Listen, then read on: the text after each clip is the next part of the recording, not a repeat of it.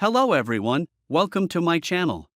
My name is Xony, and today we're going to have some more stories from Reddit. But before we start, it would be so much appreciated if you would subscribe to my channel, like the video if you enjoy it, and maybe leave a comment down below. These simple clicks would mean a lot to the future of this channel and really reward the effort that I put in every day. And now without further, let's go. Now let's get into today's stories to find out what happened. My wife and I had been together for 10 years in total.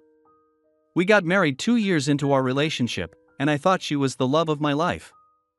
I wanted to be with her forever, die next to her, and spend the rest of my life next to her in the ground. Instead, she ruined all of that because she wanted some excitement in her life.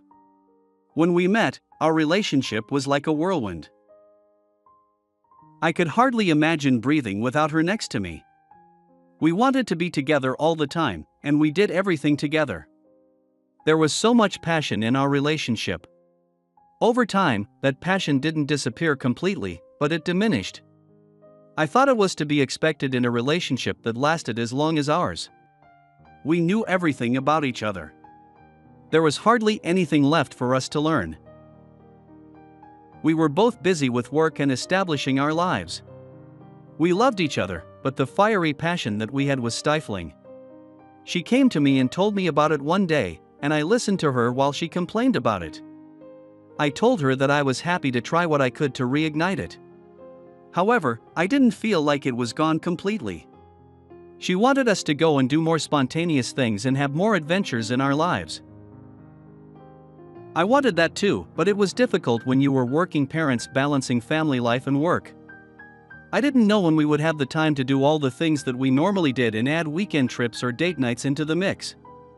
After we had the conversation, I kept thinking about it, and I made sure to plan a few surprise date nights over the months that followed. It was really all I had the time to do with everything else on my plate. She seemed very appreciative of those gestures, and after a while, she stopped bringing it up. Around July, she started taking longer days in the office.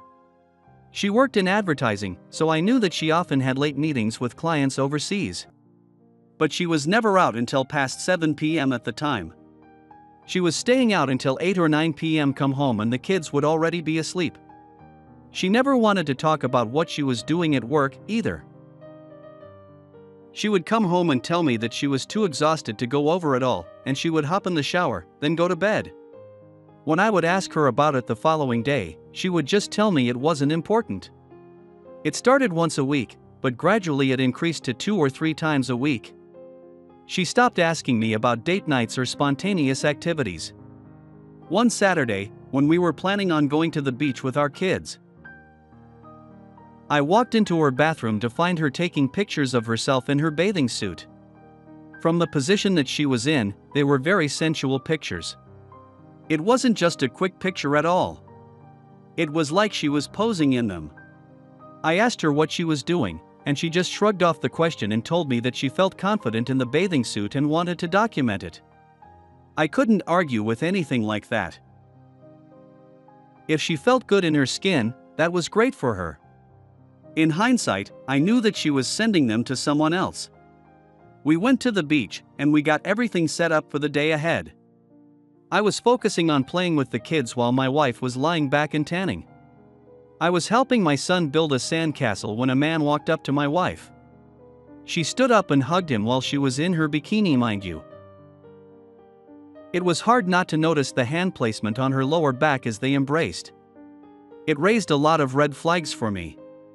Immediately, I walked over to them and introduced myself to the man. He was good-looking, a lot younger than my wife, probably in his mid-20s. I found out he, Henry we'll call him, was a recent hire at the company my wife worked at. They made a big deal about how it was such a coincidence that they ran into each other at the beach. Apparently, he had gone there alone and my wife invited him to join us. I was a little taken aback by it. I thought we were going there to spend time with our kids and she was inviting this coworker to join us. I couldn't say anything about it there, so I just welcomed him.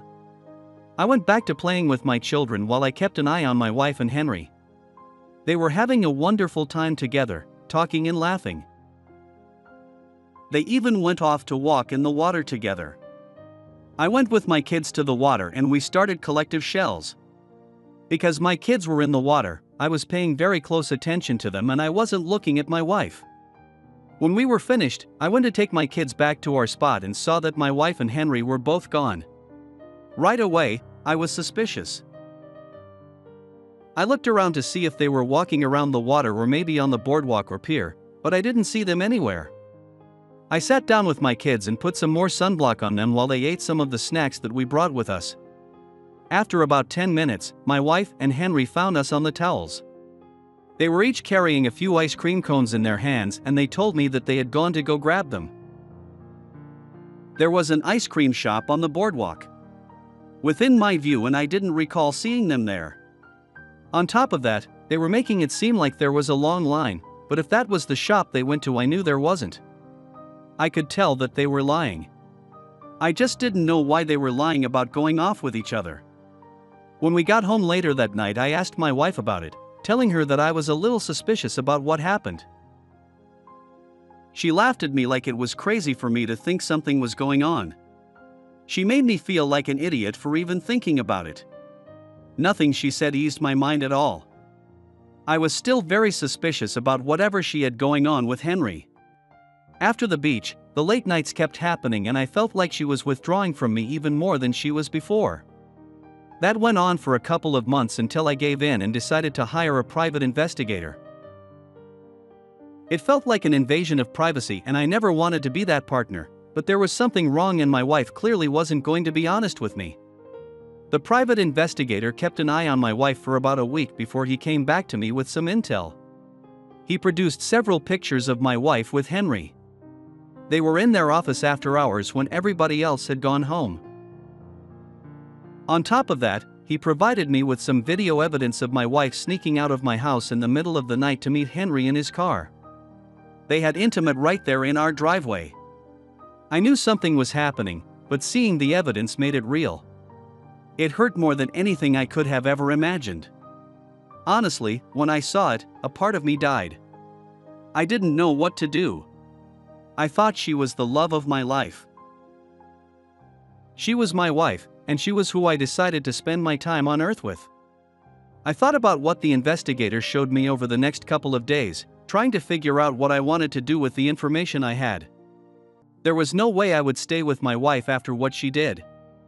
After seeing the video of her sneaking out of our house, I knew that she went to sleep with him that day at the beach. Something in my gut told me that was the case. I didn't want to just divorce her, though. I wanted to get some kind of revenge on her. I really wanted her to regret what she did.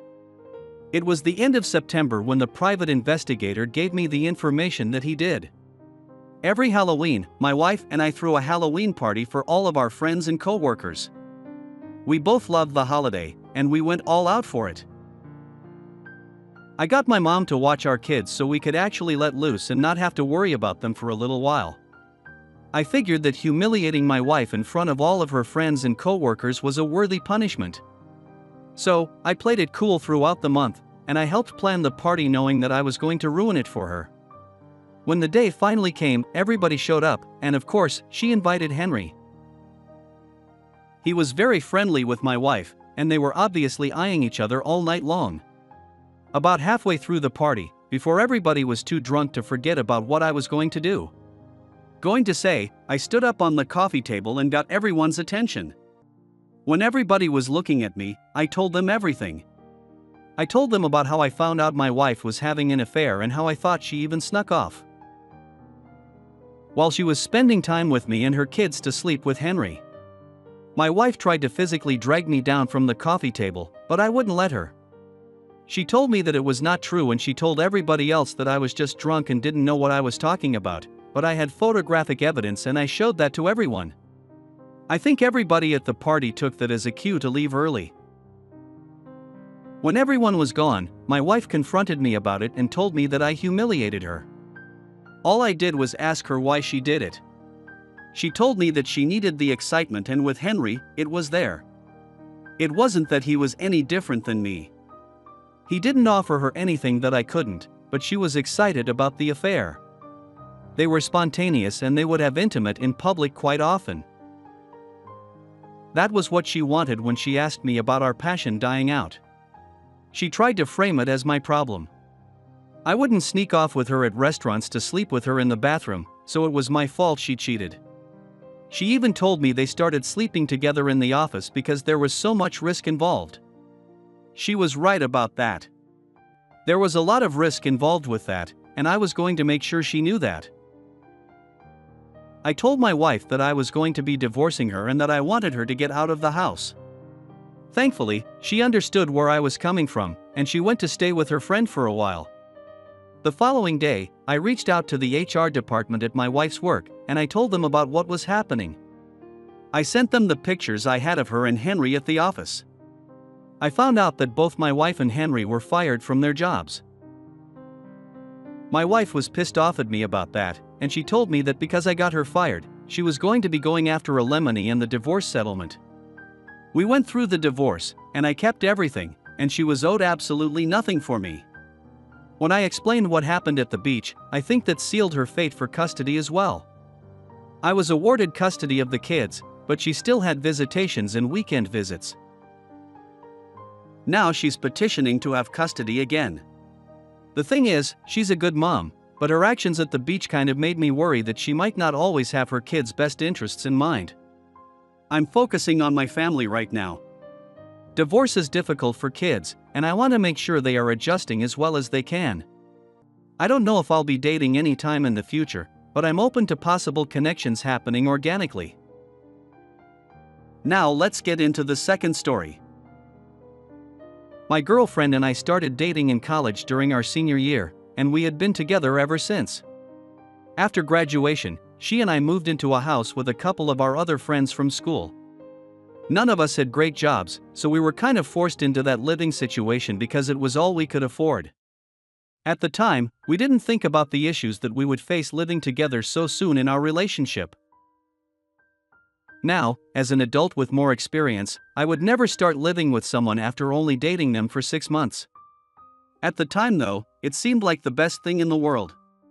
During the pandemic, we were both working at home, sharing a bedroom, and virtually unable to leave the house. Don't get me wrong, I loved her. Even though we had our difficulties, she was somebody that I saw myself being with forever.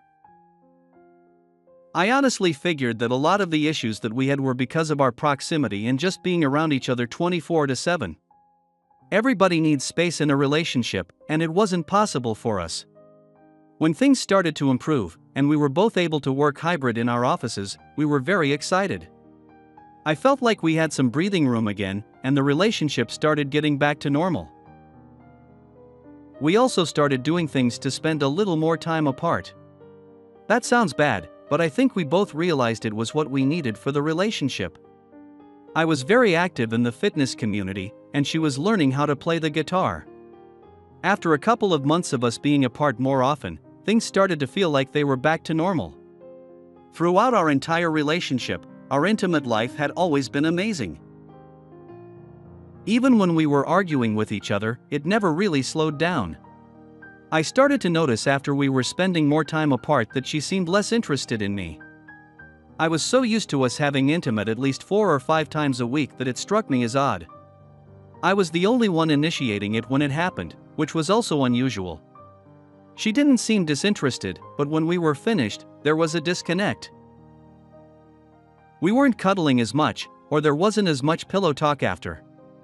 It felt impersonal. Over time, intimate with us became more of a rarity. I talked to some of my friends about it, and they told me that it could be normal in long-term relationships to feel that disinterest. They also suggested that maybe my girlfriend was having a tough time emotionally or mentally. I decided to talk to her about it one night, and she told me that there wasn't anything going on, that she just hadn't been thinking about it. We ended up having intimate after that conversation when we both established what was going on. I won't get into all of the gory details, but a couple of weeks later I started noticing some issues I was having with my genitals, so I went to the doctor. He told me that I had a nasty. I was surprised to hear that and immediately thought it was wrong. The only person I was having intimate with was my girlfriend, and I knew that she and I were both negative for everything. Admittedly, we weren't testing often because when we started dating we were both negative for everything. I figured it must have been something that I picked up at the gym or from sharing a drink with someone. But the doctor told me that the likelihood of me getting the particular disease that I had that way was slim. There was a 99% chance that it was transmitted to me sexually. I drove home and thought about how I was going to tell my girlfriend. At the time, it never occurred to me that she was the one who gave me the STD. I trusted her and I never would have thought that she would do something to hurt me, but eventually, I started to put the pieces together. Obviously, I had to get the STD from somewhere. If I didn't get it through other means, the only way that I got it was through my girlfriend. The question was, how did she get it? I started thinking about how distant she had been and how much time we were spending apart, and it clicked. She must have been having some kind of affair. I figured that if she lied about it as long as she did, she probably wasn't going to tell the truth when I confronted her. I wanted to see what was happening without allowing her to cover anything up or lie about it. She knew that I was going to the doctor because of an issue that I was having, so it was very likely that she was already aware of the STD. She had to have had it too. I composed myself and prepared for all the questions she was probably going to ask me. When she did, I told her that the doctor examined me and ran some tests, but I wouldn't know the results for a few days. I figured that would give me some time to do some digging and see what was really going on. Later that night, I went through her phone. I saw a recent text message chat with her guitar instructor and I clicked on it. Their most recent messages were talking about how I was going to the doctor to get tested. They were both swearing up and down that they didn't have any symptoms and didn't know, but they both planned on going too. That alone told me that they were sleeping together, but I read through other messages while I was looking. It seemed like my girlfriend met him in a cafe and started talking to him about starting guitar lessons. From there, she decided to go, and after her first lesson, he told her he liked her. She actually told him that she had a boyfriend and he said that he didn't care. From there, they came up with a plan to hook up for the first time without a friend. Me knowing. It was a tricky situation trying to figure out how to break up with my girlfriend. We still lived together and we were on a lease together, which legally bound us to stay in the same apartment. However, when we moved in, all of us got together and made a roommate agreement that we all signed where we went over some house rules. We wanted a drama-free, good environment for everybody to live in. If we felt like there was any sort of hostility or negativity, if we had a majority vote, we could get somebody else to move out.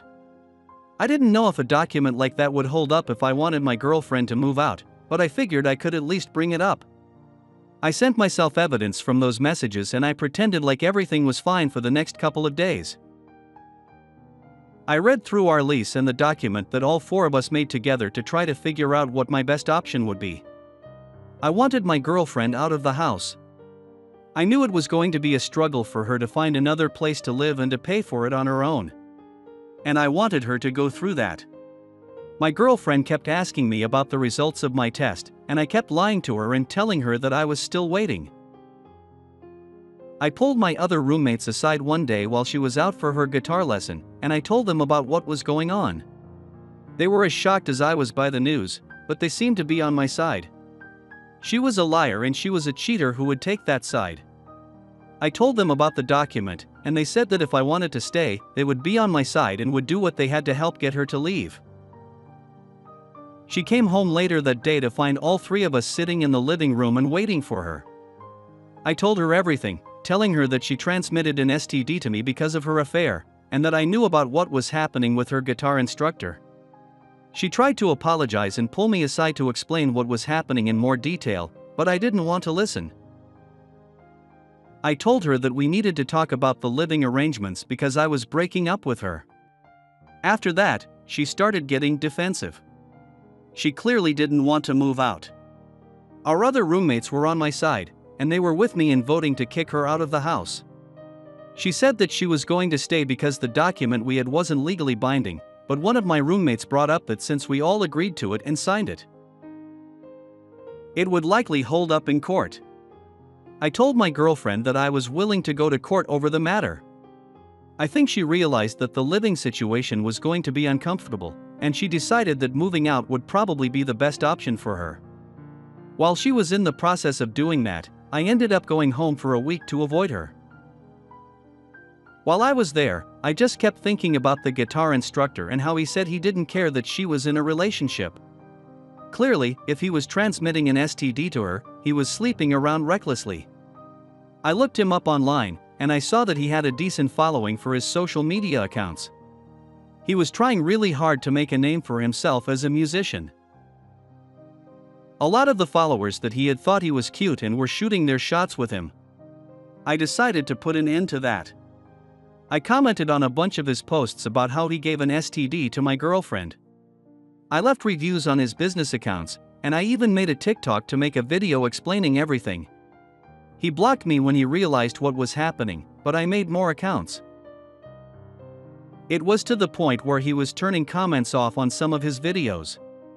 The thing about not having comments on videos is that it gets less engagement. He was getting much less traction than he was before, which was my goal. When my girlfriend officially moved out, I went back home and I was happy to be without her. I'm just glad that it's over now.